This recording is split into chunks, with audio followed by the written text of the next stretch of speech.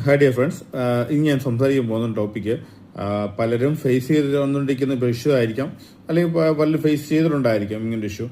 കാരണം വെച്ചാൽ ഇപ്പോൾ മിക്ക വണ്ടികളിലും നമ്മൾ എടുക്കാതിരിക്കുമ്പോഴോ അല്ലെങ്കിൽ എലികൾ കയറിയിരുന്ന് അതിൻ്റെ വയറിംഗ് മീൻസ് വയറിംഗ് ഹാർനസ് എന്ന് പറയും, വയറിംഗ് ഹാർനസ് കടിച്ചു മുറിക്കുക.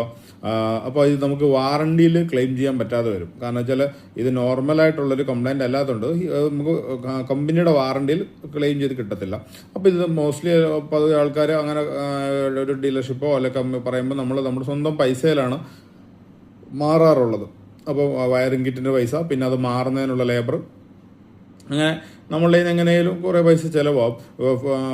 നമ്മൾ ടൂ വീലർ ആയാലും എങ്ങനെ പോയാലും ഒരു 4,000 രൂപ 5,000 രൂപ അടുത്ത് നമ്മുടെ ചിലവാകും. ഇപ്പോൾ പല ഇൻഷുറൻസ് കമ്പനികളും ഈ വയറിംഗ് ഹാർനസ് ഇങ്ങനെ റാറ്റ് ബൈറ്റ് എന്നുള്ള ഇഷ്യൂവിന് അത് ഇൻഷുറൻസ് ക്ലെയിം ചെയ്യാൻ പറ്റുന്ന ഒരു ഓപ്ഷനുണ്ട്.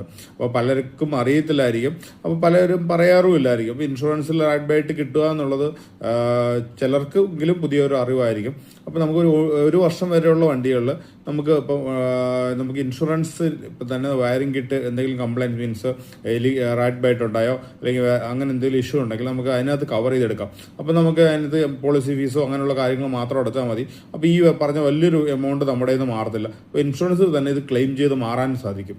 അപ്പം ഇത് അറിയാത്തവർക്ക് വേണ്ടി ഇത് ഷെയർ ചെയ്ത് കൊടുക്കുക. എൻ്റെ ചാനൽ സബ്സ്ക്രൈബ് ചെയ്യുക, നിങ്ങൾ ലൈക്ക് ചെയ്യുക, കമൻറ്റ് ചെയ്യുക.